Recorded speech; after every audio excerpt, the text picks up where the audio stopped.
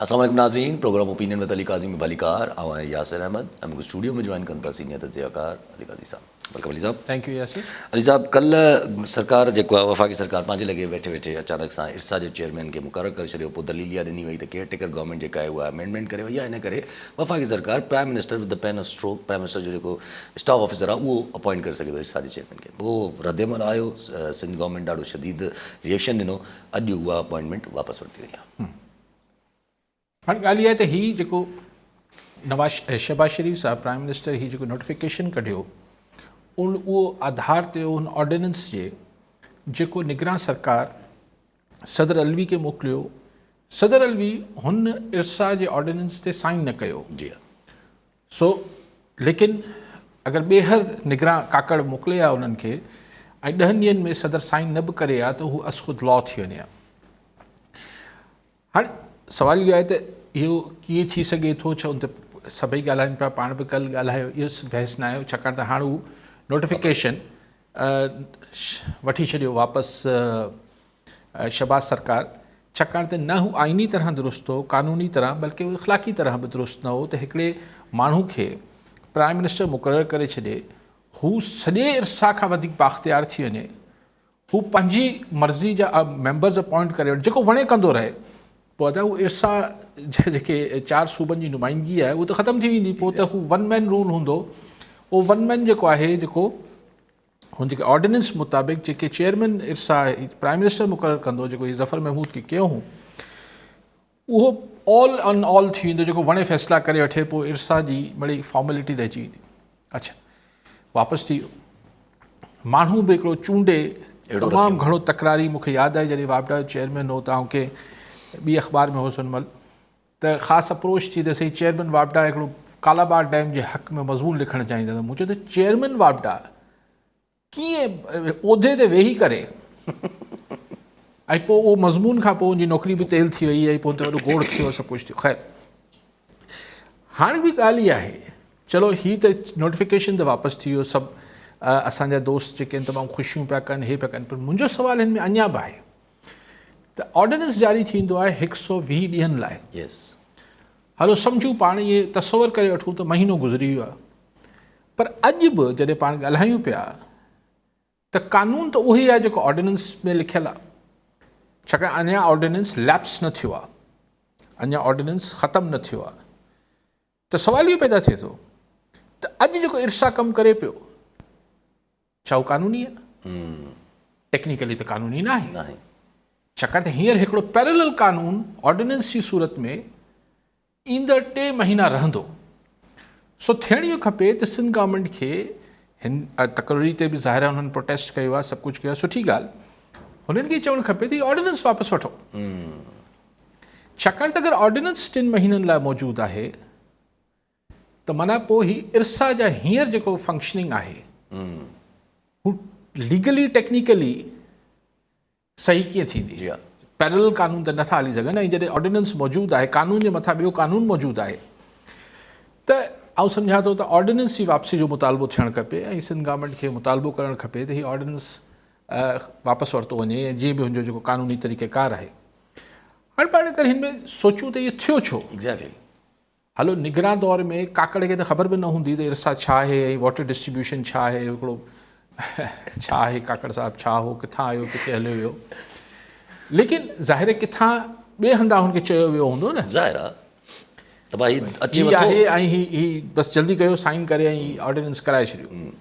हुन पढ़ियो बि न हूंदो शरीफ़ माण्हू.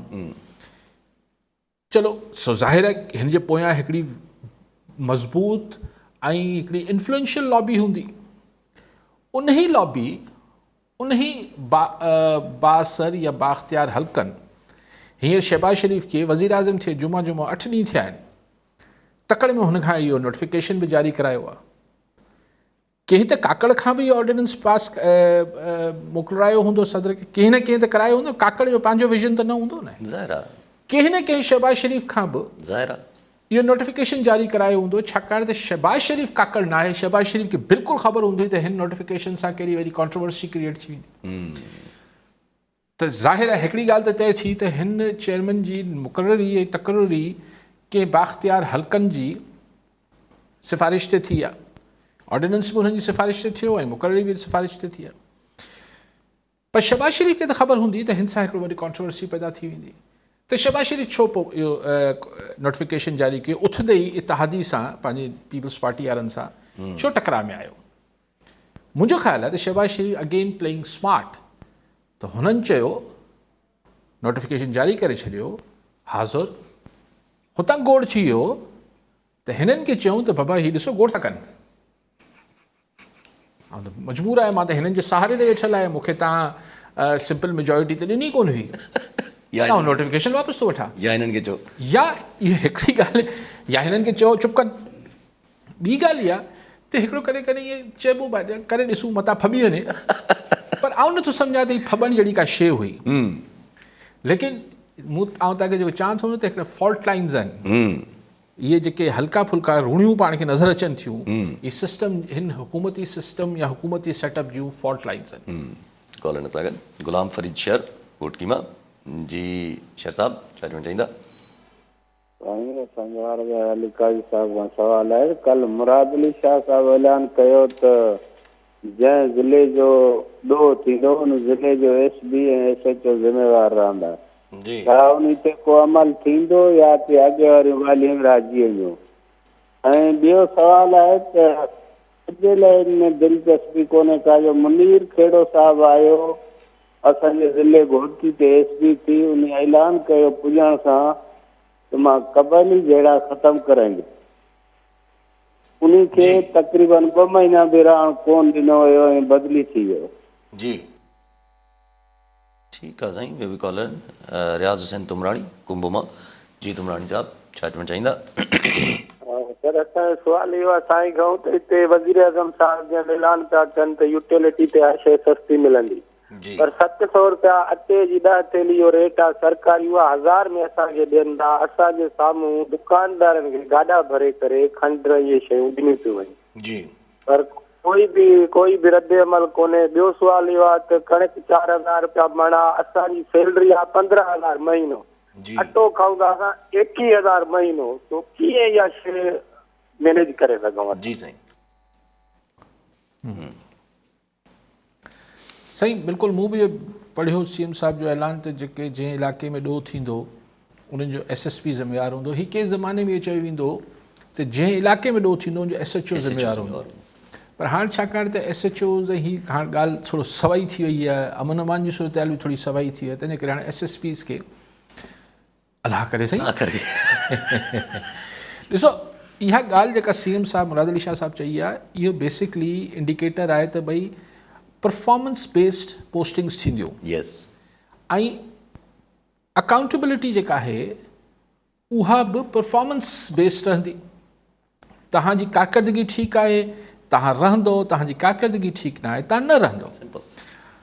हाणे सिर्फ़ु हिकिड़ी शइ न थी, ऐं गुज़ारिश कंदसि CM साहिब खे त उनमें को हाणे टाइम फ्रेम ॾेई छॾे, जेको छा इहो गुज़िश्ता 3 महीननि खां इहो हुननि जी SSPs जी कारकर्दगी ॾिठी वेंदी। अगरि गुज़िश्ता 3 महीननि खां कारकर्दगी ॾिसण ते ट्रांसफर पोस्टिंग थियणी आहे त आउं नथो सम्झां त सिंध जो को बि SSP बचंदो, को बि एकड़ बेकड़ बची वञे त मूंखे ख़बर न आहे। माना कराची खां वेंदे, हैदराबाद खां वेंदे, कश्मीर ताईं सभु SSP विया, पर चलो थी सघे थो CM साहिब चवनि त भई चलो पोइ वक़्तनि से आउं ॿधल कोन आहियां, त भला टाइम फ्रेम सिंध जे माण्हुनि खे ॾिए त जीअं माण्हू ॻणनि त भई 10 ॾींहं, 15 ॾींहं, 3 हफ़्ता, 21 ॾींहं जी कारकर्दगी ॾिसंदासीं, ऐं पोइ वाक़ई में ट्रांसफ़र, ऐं हुननि सिर्फ़ु ट्रांसफ़र न, पर हुननि जी का ACR को हुननि जी को पुछाणो त थिए न। त मूंखे उमेदु आहे त CM साहिब पंहिंजी ॻाल्हि ते स्टिक मतिलबु ज़रूरु कंदा, ज़ाहिर चीफ मिनिस्टर आहिनि, उहे पंहिंजी ॻाल्हि कंदा त ज़रूरु, लेकिन पोइ छा थींदो? जेको मुंहिंजो रखायल SSP आहे उनखे पोइ हटाइबो कीअं? एग्ज़ैक्टली, मुंहिंजे सां मुराद इहा आहे त जेके उन इलाइक़े जो उन इलाइक़े जा चङा मुड़ुस आहिनि, त हिकिड़ो दफ़ो हिननि चङनि मुड़ुसनि खे बि गुज़ारिश कजे सिंध जा माण्हू त यार हिकिड़ो दफ़ो SSPs मुंहिंजो तुंहिंजो न करे न रखनि, हिकिड़ो दफ़ो माण्हुनि खे सुख जो साह पटणु ॾियनि, हिकिड़ो दफ़ो हिकिड़ा मैरिट ते ऑफिसर्स खे पक हुजे त यार अगरि आउं परफॉर्म न कंदसि त मुंहिंजी वई नौकिरी। जी हा, काशी थे मुश्किल आहे। अच्छा जेके महांगाई जी साईं ॻाल्हि कई सही बिल्कुलु अटो यूटिलिटी स्टोर ई त साईं हिकिड़ो वॾो ख़ुदि स्कैंडल आहे। यूटिलिटी स्टोर ते अवल त जेको नाक़िस क़िस्म जो अटो ऐं खाद खुराक जी शयूं मिलनि थियूं, पोइ हू आम केतिरा हिकिड़े मिसाल 20 लख या 10 लख आबादी जे इलाइक़े में 2 स्टोर 3 स्टोर हुजनि था, किथां पूरत करे सघनि था, ऐं पोइ उनमें इहो ई थिए थो। बाक़ी साईं तव्हां सही था चओ 15,000 कमाइण वारो 21,000 जो त अटो खाए थो, ऐं सिर्फ़ु अटो त न खाइणो हूंदो आहे, ज़ाहिर आहे उन सां गॾु ॿी दुनिया जी वॾी मुश्किल आहे साईं, वॾी मुश्किल आहे। कॉलर सां गॾु शाहिद अंसारी गुटकीमा। जी अंसारी साहब छा चवणु चाहींदा? असांजो सुवाल इहो आहे त पाकिस्तान में छा आइनी हुकूमत कॾहिं का आवाम जी मर्ज़ी सां ईंदी या न, ऐं जेको क़ैद मिसाल जंहिं ते करप्शन जा खरबे रुपयनि जा केस हुजनि उहो पाकिस्तान जो वज़ीर आज़म थिए थो, छा कानून में का अहिड़ी गुंजाइश आहे जे ॿियनि मुल्कनि में को जंहिं ते करप्शन जो केस हुजे त उहो त सेनेटरी नथो थी सघे, त पोइ वज़ीर आज़म कीअं थिए थो असांजे मुल्क में? थोरो काज़ी साहब खां थोरो तबसरो कनि हिन ॻाल्हि ते। ठीकु आहे साईं। ॿियो बि कॉलर जान मोहन शोरो हैदराबाद मां। जी शोरो साहब छा चवणु चाहींदा? साईं अस्सलाम वालेकुम वाली साहब। वालेकुम सलाम। साईं मुंहिंजी गुज़ारिश हुई हिकु ॿ सुवाल हुआ। हीउ जेको ऑर्डिनेंस आयो ऐं पोइ वरी इन तहत इर्सा जो चेयरमैन मुक़ररु थियो, अॼु वरी हुनखे वापसि कयो वियो आहे। यकीनन तव्हांजी बि कल्ह ॻाल्हि ॿोल हुई टाइम TV ते, ऐं अॼु बि तव्हां हुन इशू खे खयो आहे, ऐं पंहिंजी अख़बार में लीड ख़बर लॻी आहे, ॿियूं बि इलाही ख़बरूं लॻियूं आहिनि हुन हवाले सां, ऐं मजमूई तौर हीउ सॼो मीडिया बि प्रेशर ठाहियो, तव्हां प्रेशर ठाहियो, ऐं समूरनि सिविल सोसाइटी जे माण्हुनि बि प्रेशर ठाहियो, सोशल मीडिया ते अलॻि सां हो त उहो ऑर्डिनेंस वापसि थियो, ऐं अॼु उहे मुबारकूं थी वियूं आहिनि, वाह वाह थी वई आहे जी। ऐं ख़ुदि सिंध हुकूमत बि हुनजी मालिकी कई आहे, इहो असांजे हवाले सां थियो आहे। पर हाणे अॻो ज़फ़र जो हटणु ॻाल्हि इहा न आहे, ॻाल्हि इन खां अञा अचे बि आहे त हीउ जेको ऑर्डिनेंस आहे इहो कीअं रद्द थींदो, यानी इन जे लाइ सिविल सोसाइटी, टाइम TV, तव्हां अली साहब, ॿिया सभु प्रेशर हिकिड़ो डेवलप कयो आहे। पर हाणे सिंध हुकूमत में त पीपल्स पार्टी वेठी आहे, वफ़ाक़ में पोइ उन्हनि जो हिसो पती आहे, सदर साहब ज़रदारी साहब आहे, त सिंध हुकूमत ही जेका तरमीम थी आहे, जेका निगरान हुकूमत कई हुई, जेके को हथियार न हो, त इहा सिंध हुकूमत पंहिंजो इजलास घुराए न, उन में छा तव्हां इहो चवणु चाहींदो त सिंध हुकूमत इजलास घुराए ऐं उन में असेंबली में उन जे ख़िलाफ़ को ठहरा आणे या करारदाद आणे? हिकिड़ो पासो इहो आहे। ॿियो पासो इहो आहे त CCI जो मेंबर आहे ऑफिशियली तरह असांजो मुराद अली शाह साहब, त मुराद अली शाह साहब जेकॾहिं शहबाज शरीफ़ इजलास नथो घुराए त मुराद अली शाह साहब उन लाइ रिक्वेस्ट करे न, उहो हंगामी तौर ते इजलास घुराए, उहो मीडिया में ॻाल्हियूं पिया अचनि त हिकिड़ी मालिकी थी पवे, ऐं इंतिहाई ख़तरनाक मामिलो आहे इर्सा तरमीम वारो। इन रुॻो अमरा ते रखियो अथनि कालाबाग डैम जे हामी लाइ, जेको अली साहब पाण ॻाल्हि करे थो, पर हीउ जेको इर्सा एक्ट में तरमीम थी आहे, इहे ज़मीनूं जेके खयूं वयूं आहिनि 13 लख एकड़ ज़मीन सिंध जी आहे, इनखे सॼे आबाद करण जो हिकिड़ो वॾो प्लान आहे, तंहिं करे हीउ मामूली मसइलो न आहे। ऐं सम्झां थो त इन मामले लाइ हिन सॼी मीडिया जे दोस्तनि खे ऐं पंहिंजो सिविल सोसाइटी खे, ॿियूं जेके अॼु बि सियासी कुझु धुरनि एहतजाज कयो आहे, सभिनी खे गॾु आवाज़ उथारणो पवंदो, तॾहिं वञी को मसइलो हल थींदो। पर इन में ठीकु आहे साईं। साईं अंसारी साहब चवनि था त ही करप्शन ते पोइ कीअं माण्हू चूंडियल मतिलबु नुमाइंदगी कीअं रुकावट आहे? ॻाल्हि इहा आहे त ॾिसो दुनिया में त 2 शयूं नथियूं थियनि।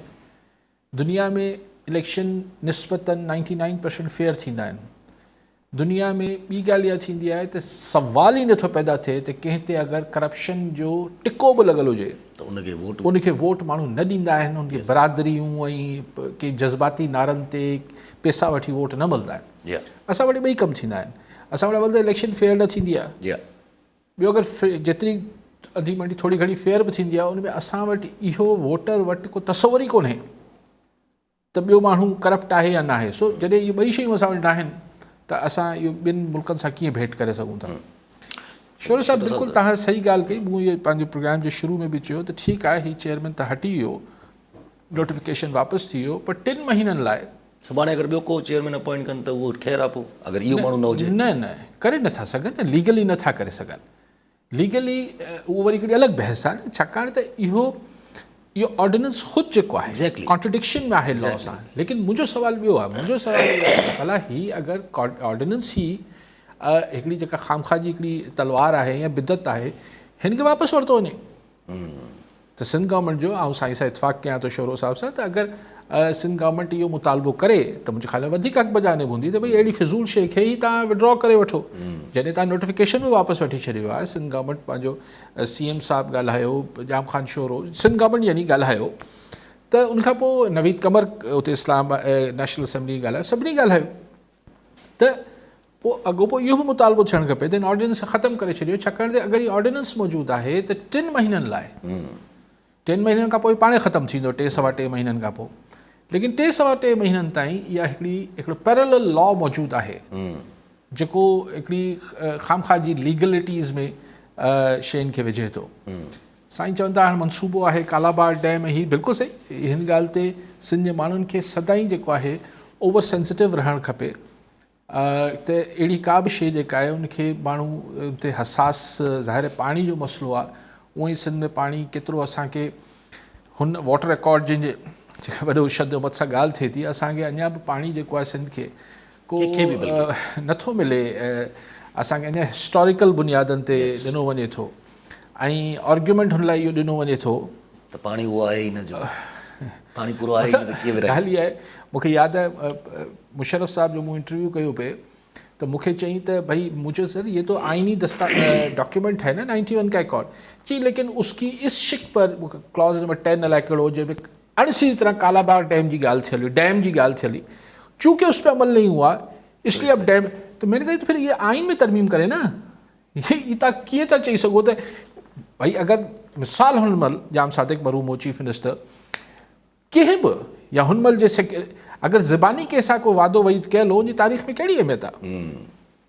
हुन रिटन जेका शइ आहे, तहरीरी मुआहिदो आहे, उन में को बि अहिड़ो ज़िक्र न आहे। हाणे अगरि तव्हां चओ था त तव्हां हुनजी भंजकड़ी कयो था त तव्हां हिकिड़े मतिलबु हर लिहाज़ खां, हिकिड़े लिहाज़ खां न हर लिहाज़ खां तव्हां आइन जी हिकिड़ी भंजकड़ी करे रहिया आहियो। पर असां मुंहुं जी पकाई आहे, इरसा जहिड़ो इदारो जेको जनम ई वठे थो 91 जे अकॉर्ड मां, हुनजे कुख मां जनम वठे थो इरसा, ऐं इरसा वेही फ़ैसिला करे थो त तारीख़ी बुनियादनि ते वाटर गॉड न हलंदो, यानी जंहिं शइ जी पैदावार आहे इरसा ख़ुदि, हीअ त ख़ैर इज़ाफ़ी बिदत हुई जेको हींअर ऑर्डिनेंस आहे, पर जंहिं शइ मां वजूद वठे थी इरसा, उहो चए थी त भला ईअं कयूं था त वज़ारती कमीशन करे ठाहे छॾी था, ग़ुलाम मुस्तफ़ा खर जे पीपल्स पार्टी जो दौरो, कॾहिं चवनि था त हू हिस्टोरिकल टे रुखी उहो ई हिस्टोरिकल जेको आहे तारीख़ी फार्मूले ते विर्छ कंदा। अरे भाई पोइ तव्हां बंदि कयो इरसा खे। अच्छा, इहे कम त थियणा आहिनि न, 52 एकड़ ज़मीन ॾिनी वियूं आहिनि, कॉर्पोरेट फार्मिंग थियणी आहे, त ज़ाहिर आहे पानी जे मसइले में त कुझु न कुझु हेरपारियूं त थियणियूं आहिनि। सर ॾिसो, उहो 52,000 एकड़ बि सिंध में ई आहे न, ज़मीन ते पटे किथे नथा खणी वञो। अगरि सिंध में पाणी खुटंदो, पंजाब में बि वरिती अथनि, उन लाइ त खोड़ बंदोबस्त थिया आहिनि। हाणे हीअ जेके मुख़्तलिफ़ ॿिया प्रोजेक्ट्स पंजाब में शुरू थिया आहिनि, पाणी उहो ई साॻियो आहे, बल्कि दुनिया में इन्वायरमेंटल चेंजिस जी वजह सां पाणी घटिजे पियो। तव्हां वटि काबुल मां पाणी अचणु बंदि जहिड़ो थी वियो आहे, ठीकु आहे, हू बि होस्टाइल मुल्क आहे, हुननि बि डैम्स ठाहे छॾिया आहिनि। हुन ॾींहुं मूंखे हैरत पई थी त मोहतरमा मरियम नवाज़ साहिबा चवनि पई त ही 5 दरियानि जी ज़मीन आहे, त मूं चयो त हाणे त 2 दरियानि जी ज़मीन आहे, 3 त तव्हांजा वॾा जेके आहिनि, ही तव्हांजा त न, मतिलबु असांजा मुल्क जा वॾा जेके हुआ ॾेई छॾियूं, उहो विकिणी आहे त एतिरो पाणी छा कंदासीं। हाणे इहो अयूब ख़ान जे दौर में थियो न, मुंहिंजो ख़्यालु आहे, if I am not wrong, please correct me if I am wrong, उन ई दौर में किथे अॻियां पोयां थियो त 3 दरिया, त हाणे 5 आब त रहियो कोन्हे, 2 आब रहिजी वियो आहे, त बहरहाल बाक़ी त हुते वारी जा ही आहिनि दरिया, हू हले थी। सो चवण जो मक़सदु इहो आहे त तव्हां वटि पाणी उहो ई न आहे, तव्हां इज़ाफ़ी ज़मीन आबाद करण जी ॻाल्हियूं कयो था, त ज़ाहिर जॾहिं तव्हां वटि इज़ाफ़ी ज़मीन तव्हां आबाद कंदो त जेका अॻूणी आबाद ज़मीन आहे तव्हां हुनखे भरभांट कंदो, हुनखे जेको आहे उहो बंजर कंदो। तॾहिं सिंपल लॉजिक आहे न। सिंध में अगरि 52,000 एकड़ ज़मीन इज़ाफ़ी पोखी थिए थी, जेको हींअर बंजर आहे, त ज़ाहिर एट द कॉस्ट ऑफ जेके हींअर जेके 52,000 एकड़ आबाद हूंदी, उनजी क़ीमत ते ई थींदी। जी हा, ॿियो वधीक पाणी त आहे कोन, वधीक पाणी त आहे कोन, अॻिते हलूं था पिया। जब अॼु सुन्नी इत्तेहाद काउंसिल खे सीटूं न मिलियूं, पेशावर हाई कोर्ट चवे थी त सिक्योर जो लफ़्ज़ इस्तेमालु थियल आहे, छो जो सुन्नी इत्तेहाद काउंसिल सिक्योर का सीट न कई आहे इलेक्शन में, इन करे हुनखे रिज़र्व सीट नथी मिली सघनि। साईं हाणे अदालत सॻोरी आहे पाण त छा चऊं, यानी हिकिड़े पासे चए थी त इहो सिक्योर्ड जी ॻाल्हि आहे, आइन में इलेक्शन लॉ में ही लिखियलु आहे, भला इहो किथे लिखियलु आहे त फलाणी ॿियनि पार्टियुनि में परायो माल ॿी धुरियुनि में विराए छॾियो, लिखियलु त कुझु कोन्हे। I would love to see कि सुप्रीम कोर्ट छा थी करे, पेशावर हाई कोर्ट खे हाणे छॾियूं था, आउं ॾिसणु चाहींदुसि त हीअ जेका अपील वेंदी सुप्रीम कोर्ट में उन जी इंटरप्रिटेशन छा थी करे, छाकाणि त ॾिसो न क्वेश्चन सिंपल आहे, रिज़र्व सीट जो अगरि आउं हिकिड़ी अख़लाक़ी ॻाल्हि कयां, कानूनी न, मिसाल आउं हिकिड़ी पार्टी जो आहियां, मिसाल आउं आज़ादु आहियां, तव्हां बि आज़ादु आहियो, पाण ॿई चूंडिजी आयासीं, असांखे कानून में गुंजाइश आहे त असीं पंहिंजे हिकिड़े माण्हू खे रिज़र्व सीट ॾियूं, अक़लियती में ॾियूं, कंहिंमें असांजो वोट आहे। हाणे असां ते पाबंदी छा लॻल आहे त असीं छाकाणि त इंडिपेंडेंट आहियूं, आज़ादु आहियूं, त असीं हुनखे वोट नथा ॾेई सघूं, त असांखे लामुहला के पार्टी में घिरणो आहे, पोइ उतां असांखे के लेडीज़ खे, अक़लियत खे, कंहिंखे वोट ॾियणो आहे। विल आहे न, डेमोक्रेसी जमहूरियत में माण्हुनि जी विल ही इम्पोर्टेंट हुजे थी, त जॾहिं ही 82 माण्हू जी विल ऐं ख़्वाहिश थी त हू सुन्नी इतिहाद में विया, त छो विया, इन करे विया जो हुननि खे पंहिंजी मर्ज़ी जा ख़वातीन ऐं अक़लियती खटराए अचणा,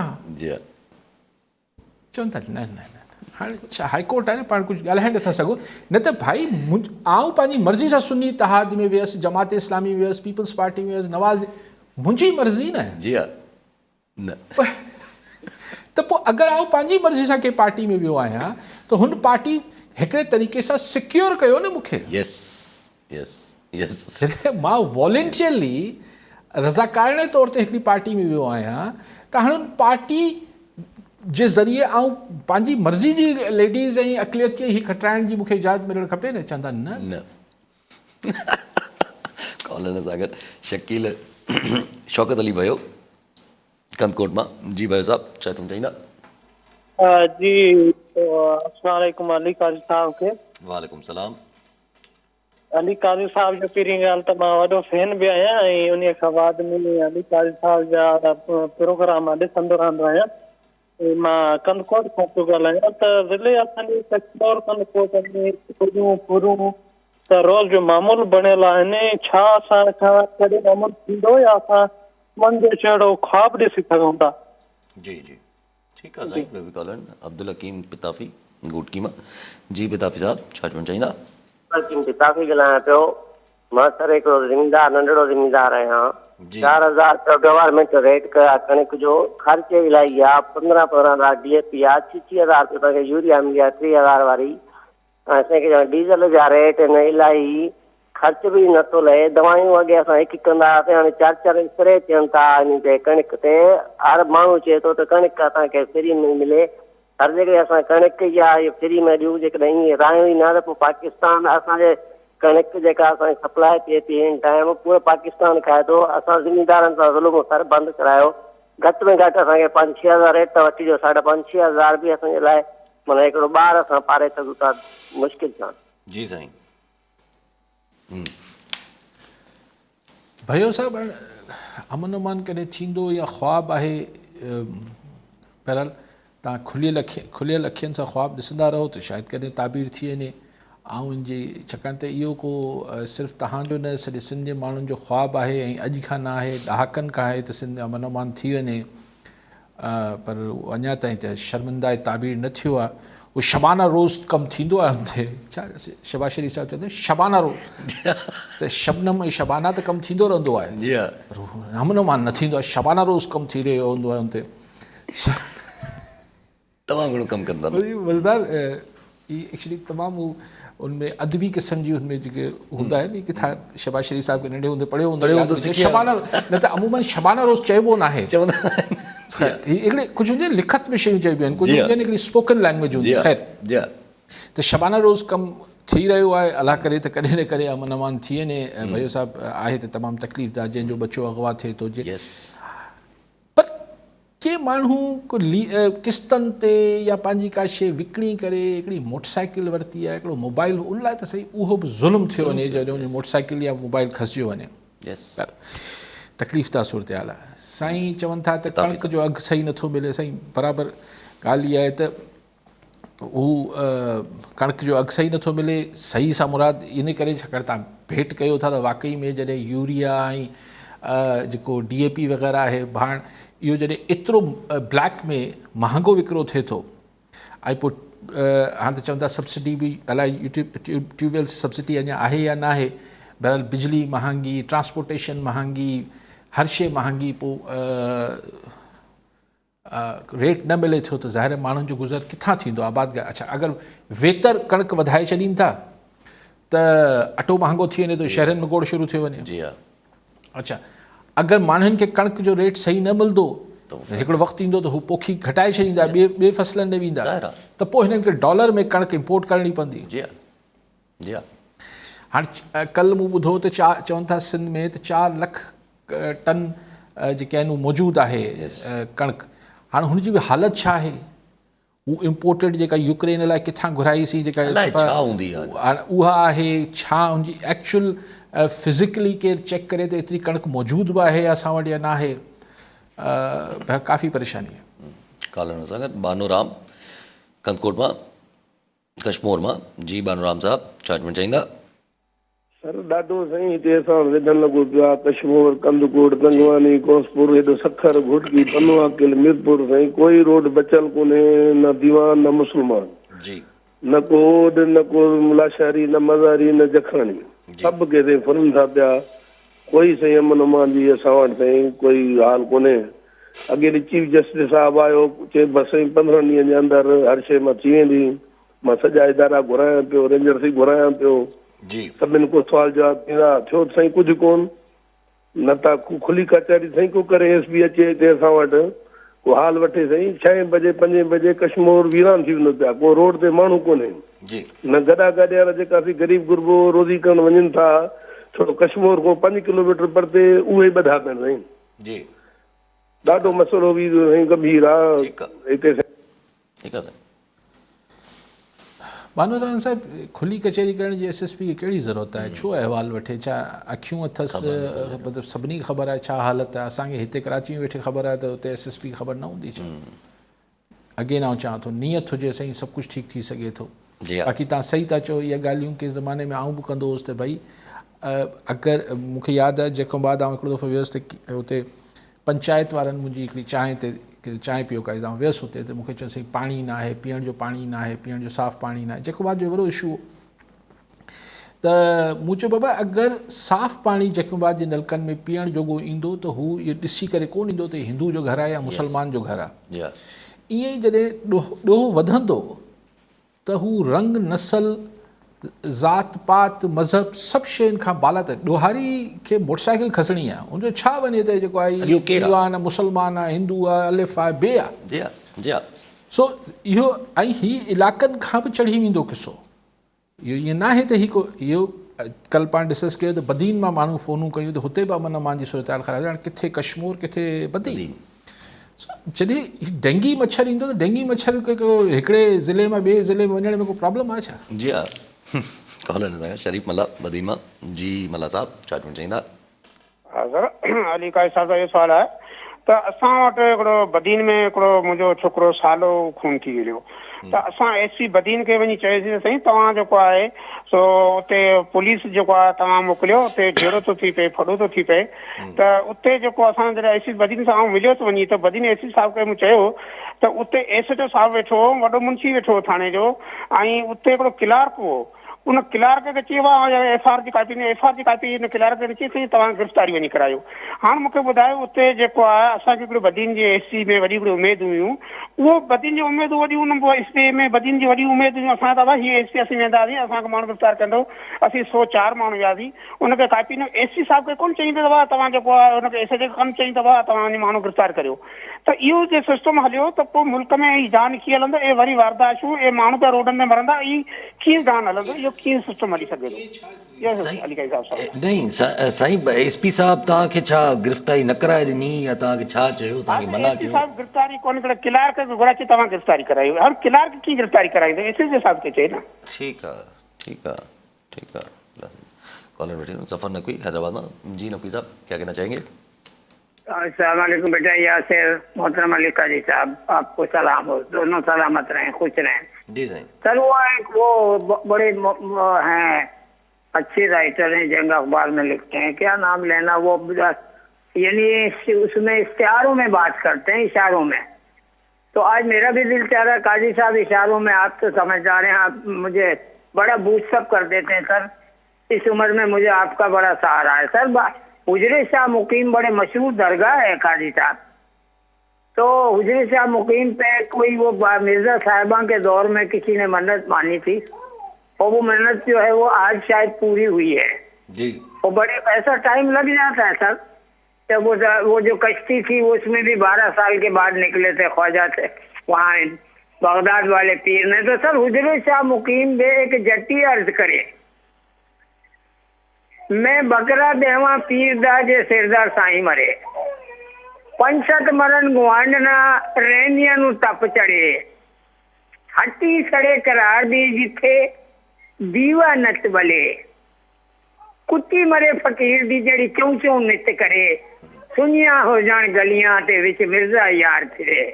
तो सर बात ये है कि सारी दुआएं पूरी हो गई, दरबार में मन्नत मानी उस खातून ने, एक जट्टी ने, कि मैं बकरा दूंगी अगर मेरे सर का साईं मर जाए, वो जो कुत्ती है वो मर जाए, वो जो अब वो कोसने वाली हैं वो चली जाए, वो फकीर की कुत्ती जरा से इशारे पे सारा मुल्क सुनसान हो गया। तो सर ऐसे हमारे साथ नहीं हो गया, वो मन्नत पूरी नहीं हो गई सर, सारा सुनसान हो गया। काजी साहब प्लीज इस इश्तिहारे को थोड़ा सा, मैं समझता हूँ कि आप फॉलो कर रहे होंगे मेरी बात को, सब कुछ फिर गया। अब वो उससे भी गए हम सर, इससे भी गए हम कि जी वो जो सेनेट के वो भी आज़ाद लड़ेंगे हर चीज में सर। तो मन्नत पूरी हो गई सर, मैं भी जाऊंगा हुजरे शाह मुकीम, अल्लाह सलामत रखे। थैंक यू सर, रोशनी डालिए सर। साईं बदीन मल्हा साहब तो चो SHO के छो ने चई क्लर्क कहा सही, SHO के SP के चवणु खपे, वो इंडिविजुअल वाक़ियो है। नकवी साहब बात यह है कि ये ख्वाहिशात तो हमेशा ही रहती हैं कि सारी दुनिया मर जाए, मैं अकेला ही रह जाऊं, और ये हमारे पास एक लोकल ऐसे ही मिस्टेक एक किरदार है बताए फ़कीर, उनके लिए भी है कि भाई आखिर में कोई भी नहीं रहे, मैं और अम्मा हों जो खाएं, और फिर ये सारी होता है। यानी उससे विज़डम यही है कि जी मतलब शेयरिंग नहीं करनी है, कुछ नहीं होना है। यहाँ पर स्टार जिस आप हवाले से जितना मैं समझ सका, मैं हो सकता है मैं बिल्कुल आपकी बात समझ ना पाया हूँ, लेकिन अगर आपका इशारा इस तरफ है तो यहाँ पर तो देखिए ना, यहाँ पर अकेला कौन है, यहाँ पर सब कुछ मिल बांट कर मामलात हो रहे हैं। सिर्फ एक ही के लिए बदवा मांगी थी, वही गुम हो गए, और जो दूसरी दुआ करने वाली थी वो गुम हो गई हैं फिलहाल। उसके लिए भी पुलिस भेजी थी, वो पता नहीं चल रहा उनकी सेहत कैसी है, क्या है, वो किसी पहाड़ों में बैठी हैं, किसी घर में। हम भी इस तरह बात करें, इशारों में और किनायों में बात करें जैसे नकवी साहब का। तो और एक वो जो दुआएं मांगने वाली थी वो गुम हो गई, दूसरे जो उन दुआओं के तुफैल शायद मसला पैदा कर रहे थे वो अब तो सील भी कर दिए गए हैं। बाकी तो सब मिल बांट के हो रहा है, और इतना मिल बांट दिया है, इतना बांट के मामलात हो रहे हैं बाकायदा कि चीज़ें जो हैं वो अब तो ये मिसाल भी शायद पाकिस्तान में अगर हम 2 साल 3 साल 4 साल इस हुकूमती सेटअप चला गए हम लोग, तो हम दुनिया की ये 2 मिसालें भी गलत साबित कर देंगे जो अमूमन दी जाती है कि जी स्टीयरिंग व्हील पर तो एक ही का हाथ होता है, 2-3 आदमी तो गाड़ी चलाएंगे एक्सीडेंट हो जाएगा, हम तो 3-4 हाथ हैं यहाँ पर गाड़ी चला रहे। या ये मिसाल कि जी बहुत सारे बोरची जो हैं ना वो खाना ख़राब कर दे, too many cooks for the, तो हम शायद हम बहुत सारे बोरची मिलकर हंडिया पका रहे, तो यानी हमारा फाइनेंस मिनिस्टर एक लाइन पे जा रहा है, हमारे अपना होम मिनिस्टर साहब तो अपनी अभी दिखाएंगे जलवे, आप देख लीजिएगा, वो भी देख लीजिएगा। तो या आप देखें कि वो कहाँ चले गए जिनके लिए बड़ी, अब तो खैर उन्होंने अपने बेटों वोटों को तो बुला लिया, लेकिन जिनके लिए सारा कहा जाता था ये सारा मेला रचाया जा रहा है लंदन वाले को बुलाने के लिए, और उन्हीं के ज़रिए वोटर को इज़्ज़त भी मिल जाएगी, वो भी देखें, उन्हीं के नाम पे वोट लिया जितना भी उन्हीं जितना भी मिला उन्हीं के।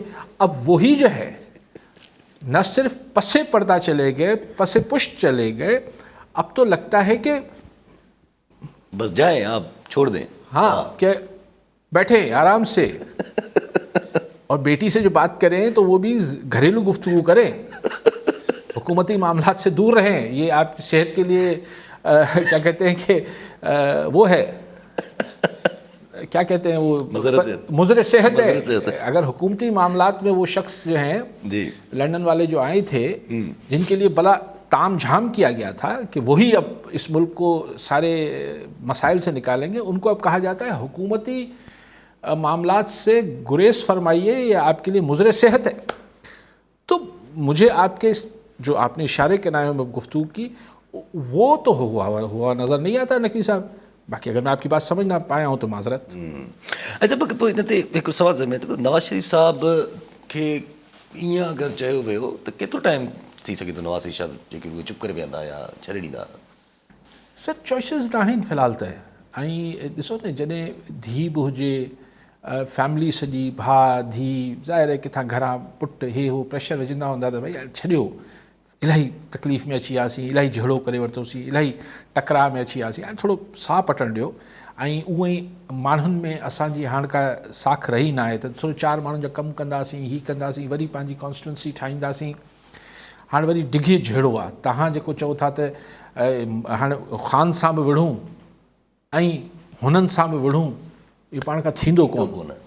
त हाणे मियां साहिबु मतिलबु हिकिड़ी उमिरि जे हुन हिसे में पहुतो आहे जिथे हाणे डोनाल्ड ट्रम्प मां अक्सर चवंदो हुउसि 73 सालनि जा, उन ॾींहुं पढ़ियो न भाई 76 सालनि जा। सो हर को डोनाल्ड ट्रम्प नथो थी सघे हिन उमिरि में विढ़े। सो मियां नवाज़ शरीफ़ बि सोचियो हूंदो त यार ठंड पाओ। लेकिन तव्हांजो सुवाल बहरहाल में वज़न आहे त 6 महीना 9 महीना ॾिसूं त मियां साहिबु केतिरे ॾींहं बर्दाश्त करे सघे थो। छो जो औरंगज़ेब साहब जेके फ़ैसिला कंदा IMF जा ज़ाहिर उहो असरु पवंदो आवाम ते। ओन त at the end of the day Noon league खे करिणो आहे उहो शइ, ऐं नवाज़ शरीफ़ खे करिणो आहे, छो हुनजो नालो आहे। ऐं मरीम नवाज़ शरीफ़ साहिबा खे बि ओन करिणो पवंदो अगरि पंजाब में अंदरि अडियाला जेल में या बनीगाला में कुझु। सर ॾिसो न, टाइम न आहे तव्हां वटि, त मुख़्तसर तकड़ में इहो आहे त हीअ चवनि था पावर पॉलिटिक्स कयूं पिया, इनक़लाबी सियासत कोन पिया कयूं। पावर पॉलिटिक्स जो मतिलबु पावर हासिलु करणु आहे। जॾहिं असांखे पावर जेको आहे ॿिया वठी था ॾेई छॾी त हिन ख़फ़नि में छो पवंदो, आवाम नाराज़ बि थिए ख़ुशि बि थिए। त मुंहिंजे ख़्याल आहे त हू उन्हनि खे ज़रदारी साहब बि इहो सम्झायो हूंदो, ॿियनि बि इहो सम्झायो हूंदो त तव्हां आवाम छा थींदी आहे। ऐं ॾिसो न, हींअर पंजाब जी आवाम त गॾु न हुई, पावर त वरी मियां साहिबु नून लीग खे मिलियो। जी हा, आईंदा बि इहो थी वेंदो। ठीकु आहे साहब, वरी महिरबानी साहब। नाज़रीन, अॼु जे प्रोग्राम जो पूरो थियो, वरी मिलंदा ईंदड़ प्रोग्राम में। दुआ में यादि।